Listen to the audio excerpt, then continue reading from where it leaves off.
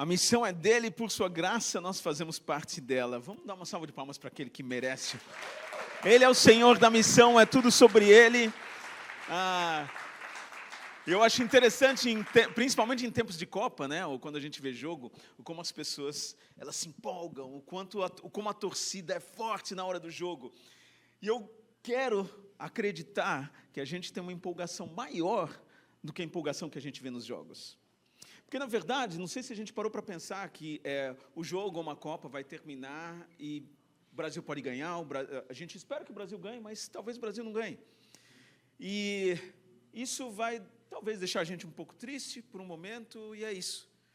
Mas a gente tem um jogo que ele é muito mais importante e que já tem um vitorioso. E que nele a gente é vitorioso. E eu gostaria realmente que a gente, como igreja, que a gente pudesse louvar esse que é vitorioso e a gente acreditar que então a gente faz parte desse time, que é um time vitorioso, e a gente torcer como tal. Então, se a gente às vezes grita mais, se a gente dá mais gás lá fora do que o que a gente faz como corpo de Cristo, talvez a gente não esteja vislumbrando que o maior gol de todos é o gol que ele faz, e que ele já fez quando ele morreu na cruz para nos salvar. Foi isso que Jesus fez. Jesus, ele marcou o maior de todos. Jesus ali, ele garantiu a vitória. E eu gostaria realmente de pensar que a gente como igreja, a gente tem essa ideia clara nas nossas mentes, que ele é tudo o que a gente precisa. Que o que a gente precisa para a nossa vida é ele. E que nós somos a maior torcida dele. E para isso, eu vou pedir que a gente faça um momento de torcida. Ok? Então agora é o nosso momento de torcida. Então agora a camiseta que a gente vai vestir, mais do que a camiseta do Brasil, porque nós somos brasileiros, isso é muito legal, mas mais do que brasileiro, eu sou um cidadão dos céus. A minha brasilidade, ela vai durar até o final dessa vida. Agora, a minha cidadania dos céus, ela vai para a eternidade. Então eu queria que a gente se colocasse de pé e que a gente fizesse uma torcida louca para Jesus, porque ele merece a torcida mais louca que a gente pode dar. Então é o momento da gente realmente louvar Deus com as nossas palmas, com as nossas vozes, com os nossos assobios, e mostrar que maior do que qualquer torcida que está lá torcendo na Copa, é essa torcida para ele, porque ele merece.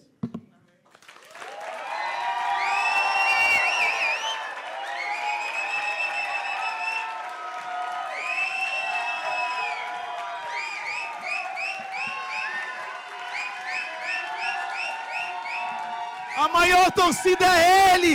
Ele é a maior torcida. A gente precisa torcer de verdade, porque é tudo sobre ele.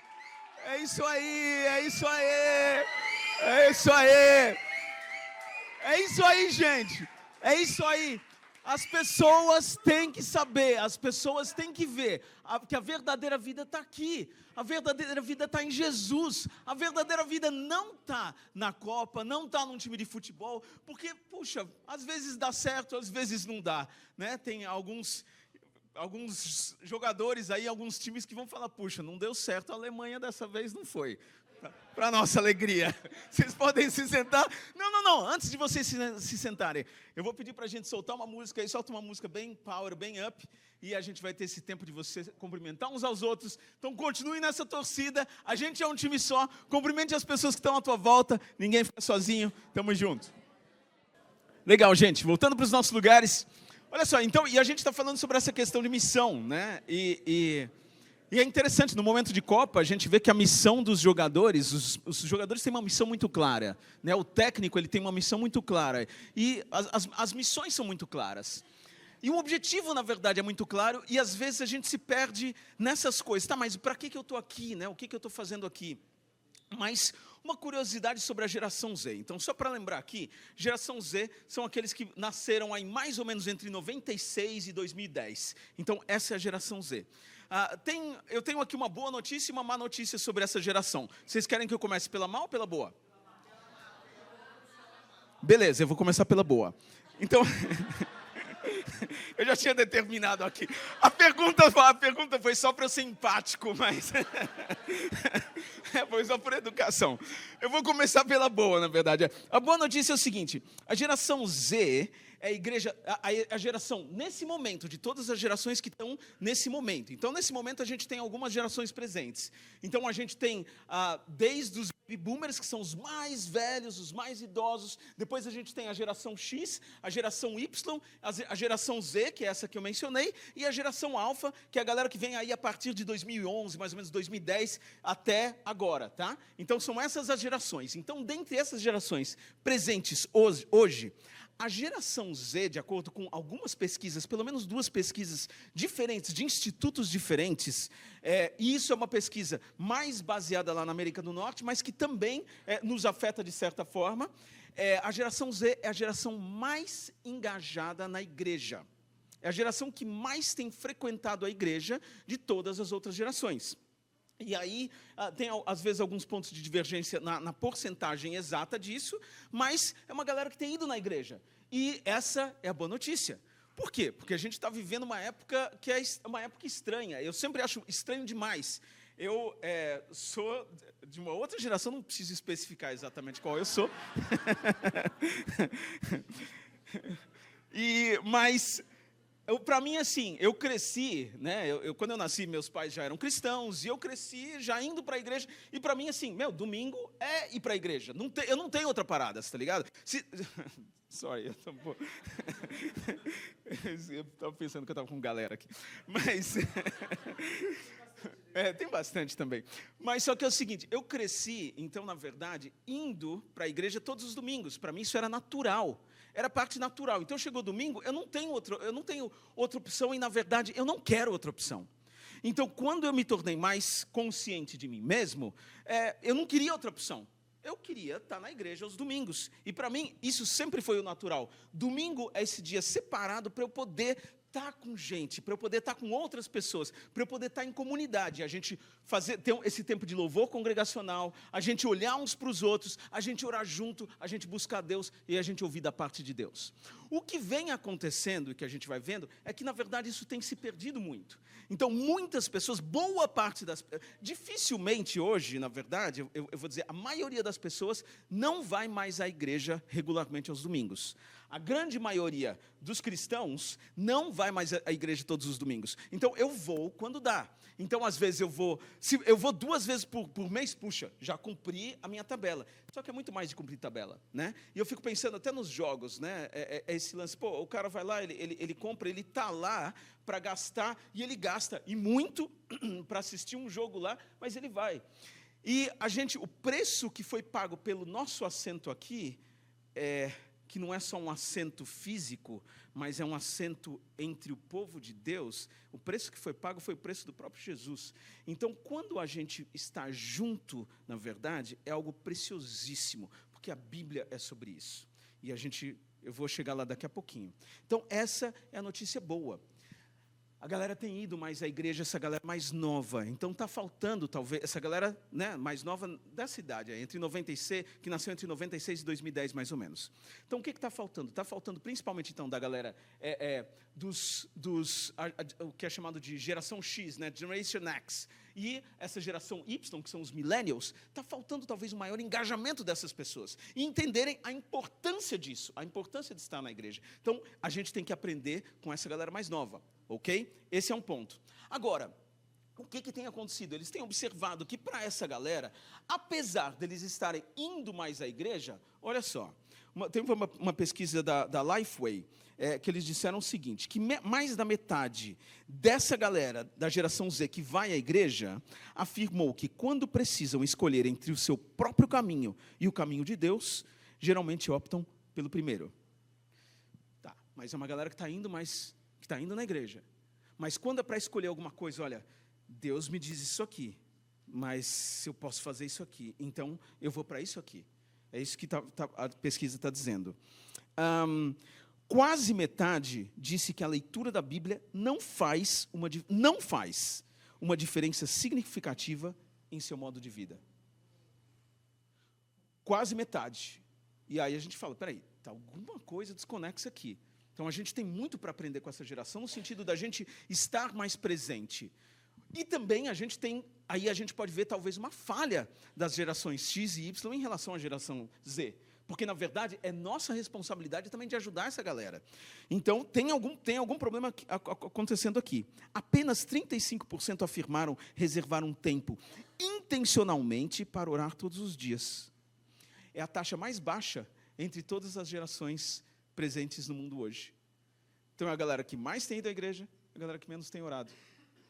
Curioso. Então, tá alguma coisa desconexa. E a gente tem que aprender uns com os outros. E a gente tem que olhar para essa geração e falar, o que está faltando, o que está precisando. 1 Pedro capítulo 2, a gente vai ficar em 1 Pedro capítulo 2 hoje, os versos 2 e 3 vão dizer o seguinte, 1 Pedro capítulo 2, versos 2 e 3, eu vou ler na NVT, Nova Versão Transformadora. Diz o seguinte, como bebês recém-nascidos, desejem intensamente o puro leite espiritual, para que por meio dele cresçam e experimentem plenamente a salvação, agora que provaram a bondade do Senhor. Então Pedro está falando assim, gente, como bebês. Então, como bebês recém-nascidos, desejem. E é interessante, porque aqui então a gente tem que entender um bebê. Né? O bebê recém-nascido, o que ele faz sozinho? Chora e faz as suas necessidades. É isso que ele faz sozinho. Nada mais. Nada mais. Um bebê recém-nascido é totalmente dependente daqueles que devem cuidar dele, sejam os pais, sejam, se um bebê foi deixado para alguém, é isso. Então, um bebê é totalmente dependente. E o que o bebê mais deseja do que tudo? Ele precisa de alimento, ele precisa da comida dele, que naquele momento, como recém-nascido, é o quê? Que comida que é? O leite. E o que Pedro está falando aqui na carta que ele escreve, ele está falando, como bebês recém-nascidos, desejem, e ele, a expressão, desejem intensamente o puro leite espiritual. O nosso alimento a gente tem que desejar mais do que tudo, é isso que a gente precisa. Então é interessante, sabe esse desejo que a gente tem por gol num jogo? É muito maior do que isso. Ele está falando, deseja intensamente, e lembra que, sem esse leite, o que acontece com o bebê? Ele morre. Sem o alimento espiritual, o que acontece com a gente? Você está morto. Você está frio. Você está naquele momento que você está falando, puxa, eu não sinto Deus, está difícil, eu não sei o que fazer, eu estou distante de Deus, eu estou frio espiritualmente. Deseje intensamente, saiba quem você é. Você é necessitado de Deus. E é isso que então Pedro começa dizendo aqui, que a gente é necessitado. Então, o bebê não precisa ser ensinado a desejar o leite, porque o bebê, ele deseja o leite. E que nós sejamos assim. Que a gente não precisa necessariamente ser ensinado para desejar o leite, mas que a gente tem um relacionamento tão forte, essa ligação tão forte, né? E é interessante, a ligação do bebê é maior de todas, o bebê quando está no ventre, a ligação maior é com quem? Com a mãe. E ele vai desejar depois o leite de quem? Da mãe. A gente deve estar tão forte nessa conexão com Deus, que a gente vai desejar quem mais do que tudo? O próprio Deus. A gente precisa dessa conexão. Então, é isso que eu queria primeiramente encorajar, para que a gente olhe para isso e para que a gente entenda que a gente precisa desse leite. É assim que, na verdade, a geração Z vai mostrar também como se ora, e não apenas só vir à igreja, mas a geração Z, ela vai mostrar também como se ora, porque eles vão estar mais conectados quando eles descobrirem isso. E a gente, que é um pouquinho mais velho talvez, a gente pode ajudá-los. Fazendo o quê? A gente precisa mostrar para eles que eles têm essa necessidade que só Deus pode satisfazer. Como é que a gente vai mostrar? Principalmente através do nosso próprio exemplo. E Pedro continua. E a gente vai passar para os versículos 9 e 10. Pedro continua ali no capítulo 2, versículos 9 e 10. Então, primeiro ele falou isso, daí depois ele vai discorrendo algumas coisas, e no versículo 9 ele vai dizer: vocês, porém, são povo escolhido, reino de sacerdotes, nação santa, propriedade exclusiva de Deus. Assim, vocês podem mostrar às pessoas como é admirável aquele que os chamou das trevas para a sua maravilhosa luz. Antes, vocês não tinham identidade como povo. Agora, são povo de Deus. Antes, não haviam recebido misericórdia. Agora, receberam misericórdia. Então, olha, esse texto ele é maravilhoso. No versículo 9 ainda, na NVT diz, assim... Então, dessa forma, a partir do momento que vocês sabem quem vocês são, diz, assim, vocês podem mostrar às pessoas como é admirável aquele que os chamou. Na NVI vai dizer, vocês são esse povo aqui, vocês têm essa identidade para anunciar, para mostrar. Então, os dois termos estão mostrando o quê? Que a segunda parte ela é consequência da primeira. E é isso que eu queria olhar rapidamente, que a gente pudesse olhar hoje. Essa primeira parte toda. Porque o que é curioso, e que às vezes a gente é um pouco desconexo, é da nossa vivência hoje. E aonde a gente está hoje. No mundo ocidental, o mundo ocidental ele é extremamente individualista. Extremamente individualista. A gente pode orar, né? Senhor, me abençoa. Sim, claro. A gente pode cantar músicas como a gente cantar. Eu não desisto. Claro, e a gente deve cantar. Mas existe uma diferença muito grande entre o que acontece hoje e o que acontecia nos tempos bíblicos. Desde lá do Antigo Testamento, muitos anos se passaram, mas até o Novo Testamento são contextos diferentes do que o que a gente vive hoje. Porque a cultura judaica ela era uma cultura extremamente coletivista. Não, diferentemente da nossa cultura. A nossa cultura é individualista. Então, eu penso em mim. E a cultura judaica, ela ia exatamente para o coletivo. Vou falar mais sobre isso daqui a pouquinho. Geração eleita. É o primeiro termo que é colocado aqui. Então, vocês são geração eleita. E se vocês são geração eleita, qual é a participação que eu tenho nisso? Eu sou eleito, eu recebo essa graça de Deus. Ele tem esse movimento de realmente me aceitar e de me chamar, como a gente vai ver. Ela é eleita em Jesus, essa geração, pois ele é o último Adão. Então é interessante, se você já leu ali livros como Romanos, como 1 Coríntios, 2 Coríntios, você vai entender que, na verdade, Jesus ele é considerado esse último Adão. Então, a gente teve um Adão, que é esse cabeça de raça, que inicia tudo, mas a gente tem esse último Adão, que ele forma uma nova raça a partir dele. Por quê? Porque essa primeira aqui deu errado. Quando chega lá em Gênesis 3, que Adão faz exatamente o que fala aqui sobre a geração Z, ele tinha o caminho de Deus e o caminho dele. Ele fala, eu vou escolher o meu. E quando ele escolhe o caminho dele, ele está declarando uma independência do seu Criador. É isso que acontece. E por isso é necessário, então, vir esse segundo Adão, que também é chamado segundo Adão, ou último Adão, porque ele é o cabeça de uma nova raça. Então agora, nós somos uma geração eleita em Jesus. Em Jesus. Então, sabe aquele emblema que a galera carrega no peito?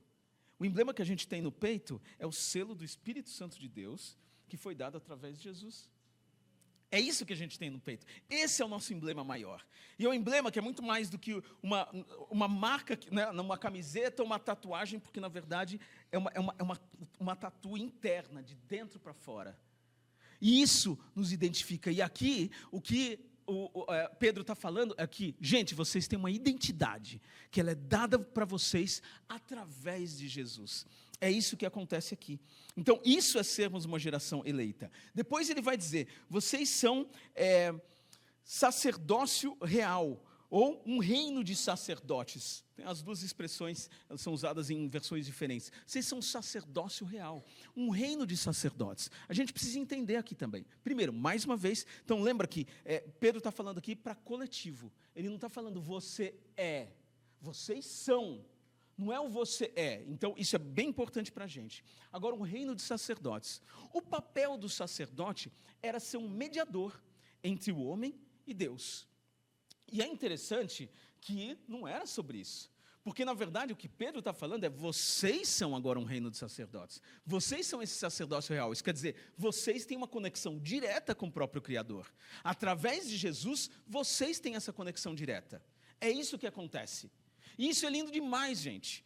Porque, inclusive, essa mensagem ela é reforçada na Reforma Protestante.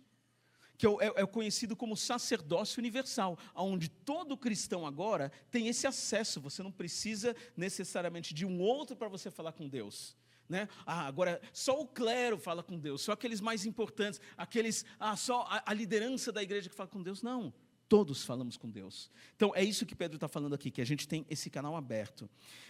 Então a missão, a gente passa a entender que a missão não é apenas então para um grupo especial de cristãos, mas a missão é para todo cristão. Todo cristão. E agora juntos nós buscamos a Deus. Tem um pastor chamado David Guzik, ele vai falar o seguinte: como é verdade que os crentes têm um novo princípio de vida? Novo princípio de vida. Então nós somos geração escolhida, um novo acesso a Deus, porque somos sacerdócio real, um novo governo, somos uma nação santa, e um novo dono, somos o seu povo especial, o seu povo escolhido, propriedade exclusiva de Deus. Então, olha só quem nós somos. Agora, nós somos, é um outro grupo agora, nós somos diferentes. A gente tem esse princípio de vida, a gente tem agora um novo acesso a Deus, a gente tem um novo governo e um novo dono. E ele diz o seguinte: isso influenciará a maneira como o crente vive sua vida. A partir do momento que nós sabemos quem somos, e como coletivo, isso muda a minha forma de ver a vida. Isso muda a minha forma de viver. Agora, então, quando eu tenho duas escolhas, eu tenho a minha escolha e eu tenho o que Deus me diz, o que eu vou olhar? Puxa, mas isso aqui eu não estou vendo vantagem, isso aqui eu vou ter que sofrer. O nosso goleador sofreu por amor. E você? Você está disposto a tomar o caminho do sofrimento, mas o caminho da verdade, e um caminho que lá na frente vai mostrar que você tem a vitória? Ou você é aquele que é míope, só consegue ver aqui na frente, e você vai tomar a tua escolha, que vai trazer uma satisfação momentânea, mas que depois é um caminho de morte? Qual é a tua escolha? Qual é a minha escolha? E é isso que Pedro fala aqui. Quando a gente olha nessa questão da Copa, né, tem algumas coisas interessantes, e o Japão é uma cultura coletivista. E isso é muito curioso, porque, na verdade, para o povo japonês, por exemplo, se a rua estiver suja, não é a rua do governo que está suja. É a nossa rua que está suja. É a minha, é do meu vizinho, é do outro, é a nossa rua. Então, quando eles têm feito, inclusive fizeram, mesmo perdendo para o Brasil, eles fizeram isso. Acabou o jogo, o que eles fizeram na arquibancada? Foram lá recolher os seus próprios lixos, recolher os lixos de todos. Uma família é engraçado, porque uma família é o seguinte: quando uma só pessoa faz tudo na família, isso pesa para a pessoa, ela fica frustrada, os outros não fazem o que devem, e a família não caminha como deve. Agora, quando na família todo mundo faz junto, todo mundo faz, mesmo que sejam coisas diferentes, mas todo mundo age, essa família, ela navega de uma outra forma. E isso é muito interessante. Então, o que a gente precisa é entender que nós somos famílias. Nós somos família. Por quê? Se a gente não faz o que é necessário como povo de Deus, se eu não faço, quem perde? Nós. Se você não cumprir o seu papel como chamado, quem perde? Nós. Às vezes, pessoas não são alcançadas porque eu deixo de fazer minha parte. Às vezes, pessoas não são alcançadas porque você deixa de fazer a sua parte. Então, é importantíssimo, e a gente vê, Paulo vai falar sobre isso, sobre essa questão do corpo, e como que a gente ainda não enxerga, como que a gente não entende o nosso papel no corpo, como que a gente acha que é só, vamos deixar isso para eles lá, vamos deixar para a liderança, ou para uma pessoa ou para outra. Não, somos todos nós. Porque, assim como os japoneses nos ensinam a tirar os lixos, não só os meus, mas dos outros, que a gente possa ter isso como prática. Que a gente possa olhar e falar, eu quero cumprir o meu papel e eu vou ajudar com o lixo dos outros. Porque às vezes tem uma pessoa do meu lado que está cheia de lixo aqui, cheia de lixo aqui, e que precisa de ajuda. E às vezes ela está dando gritos de desespero. Como uma música que me veio à cabeça agora, que eu já usei algumas vezes aqui, a música do 21 Pilots, onde ele fala, can you save my heavy, dirty soul? Você pode salvar a minha alma heavy, dirty, pesada e suja? Você pode salvar a minha alma pesada e suja? Esses são os gritos de cada um de nós, porque as nossas almas são pesadas e sujas. Nós precisamos desse Salvador. Nós precisamos desse caminho para a gente ter essa vitória, e essa vitória é só em Jesus. Agora, o ponto é, você está cumprindo o seu papel? Cumprindo o seu papel comunitário. Então, na igreja que você participa, seja você daqui, seja você de outro local, mas você está cumprindo o seu papel comunitário? Você está cumprindo o seu papel no reino de Deus, na família de Deus? Mas eu tenho tantos problemas, eu tenho tantos afazeres. Welcome, São Paulo, século 21, é isso. Somos todos parte do problema, sofremos do problema e somos parte do problema também. Mas ok, qual que é a solução que a gente vai dar para isso? O que eu quero viver? Que a gente possa viver o máximo sabendo que o que a gente precisa é a gente avançar esse reino de Deus. Então, o propósito. Depois da identidade vem o propósito, porque depois, então na NVT vai falar, assim, então agora que vocês sabem quem vocês são, olha só, gente, assim, vocês têm uma missão, vocês têm um propósito. Na NVI, que vai usar, então, a palavra para.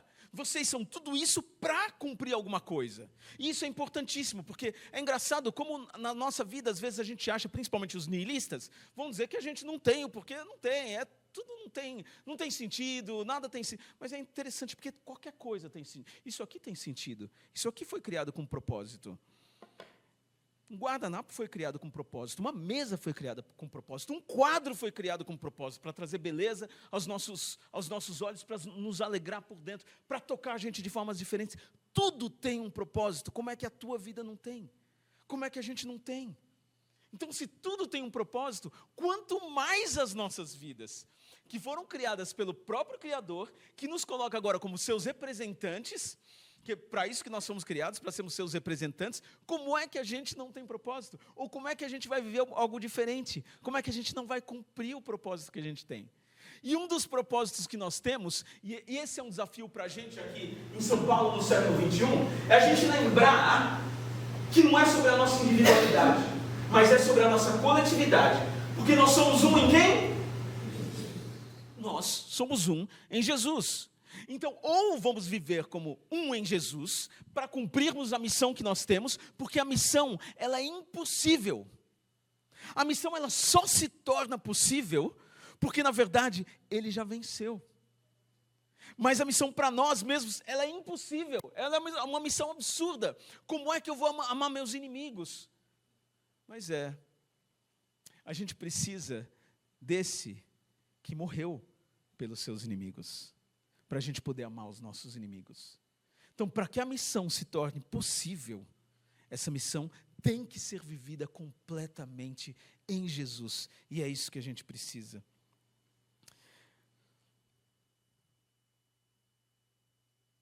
Para a luz, que é o que ele vai falar, ele nos chamou das trevas para a sua maravilhosa luz. Na luz, a gente enxerga, a gente vê. Na luz, a gente conhece a verdade. Na luz, a gente pode enxergar a feiura do pecado. Porque no escuro, e aí, para aqueles que já viram a história de Leia e Raquel, no escuro, eu não sei quem é Leia, quem é Raquel, no escuro, e quando ele está, porque é o que tinha acontecido lá também, era o costume. Então, ele não conseguiu distinguir. Mas no escuro, mas na luz eu vejo tudo. Na luz eu vejo o caminho que realmente eu devo escolher. Na luz eu consigo enxergar a feiura do pecado, mas também na luz eu consigo enxergar a beleza da ação de Deus. Você quer viver na luz? Todo mundo quer, até aqueles que dizem que não. Porque sabe o que é esse desejo? É o do recém-nascido. É o desejo por leite espiritual de verdade. Todo mundo tem. Todo mundo tem. Agora, como é que eles vão saber se não há quem pregue? Como é que eles vão saber se não há quem vá? como é que eles vão saber se eu ficar na minha vida individualista? Como é que eles vão saber se nós, como igreja, não amarmos juntos e não formos bênção juntos? Eu lembro de uma vez quando a gente foi tocar com a Alegórica, lá na Augusta, numa casa, não sei se foi na Alts, se eu não me engano, quando a gente tocou lá. E eu lembro que no final do show, eu estava conversando ali com alguns ateus, e os caras falaram, eu sou ateu. Aí eles falaram, mas sabe o que é interessante? Eles falaram assim para mim, os dois caras, é que antes de vocês começarem, a gente já sabia que vocês eram cristãos. E a gente não tinha falado nada, não tinha nada na banda, nem nada falando que era cristão, muito pelo contrário, uma banda meio estranha.